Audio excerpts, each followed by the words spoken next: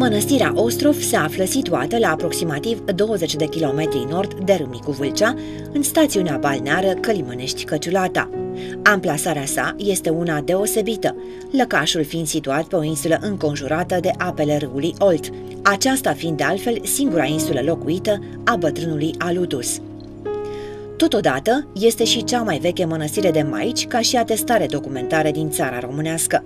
Primele consemnări sunt legate de domnitorul Radu cel Mare, care, trecând prin aceste zone, în anii 1500, a găsit titoria moșilor și strămoșilor noștri părăsită. Se mai spune că primii călugări veniți să ridice mănăstirea Cozia ar fi înființat aici o vatră monahală provizorie, astfel că istoria acestui lăcaș ar începe de fapt undeva la sfârșitul anilor 1300. În 1520, Neagoe Basarab procede la refacerea mănăstirii pentru a face plăcerea doamnei Despina, soția sa.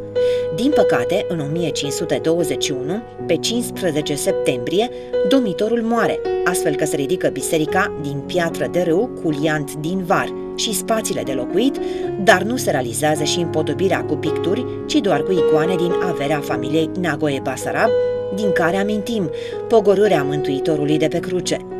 Lucrările sunt finalizate în 1522, iar după moartea domnitorului, doamna Despina se retrage la mănăstire luând numele de Platonida, unde mai trăiește încă 33 de ani.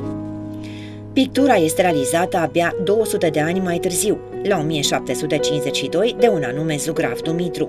Se remarcă prin prezența în iconografie în pronaos a imnului acatist al Maicii Domnului. Catapeteasma este din perioada brâncovenească, fiind realizată din lemn de tei. În biserică se mai regăsește și icoana Maicii Domnului, o digitria, îndrumătoarea în limba greacă, a cărei vechime se pierde undeva în timp, secolul al XVI-lea. Mănăstirea Ostrov a cunoscut grele încercări de-a lungul istoriei. După războiul de independență din 1877, lăcașul a luat foc și maicile au fost mutate la mănăstirea Vălenii de Argeș. Pentru o perioadă a rămas doar ca dependința mănăstirii Cozia, iar în 1980, odată cu construirea lacurilor de acumulare, Călimănești și Turnu, a fost înălțată circa 6 metri, neoficial 8 metri, prin intermediul unor scripeți, centimetru cu centimetru, fiind subdizită prin turnare de beton.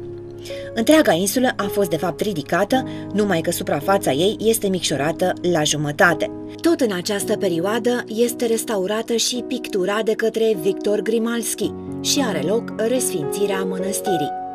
Pe de altă parte, s-a încercat distrugerea vieții monahale prin construirea unui parc de distracții cu foișori de muzică și strand în imediată apropiere, însă, din fericire, acest lucru nu a reușit, iar începând cu 1996 s-a reînființat Mănăstirea de Maici, al cărei hram este Nașterea Maicii Domnului. Mănăstirea Ostrov este un adevărat colț de rai situat în mijlocul apelor. O experiență unică te așteaptă dacă alegi să o vizitezi.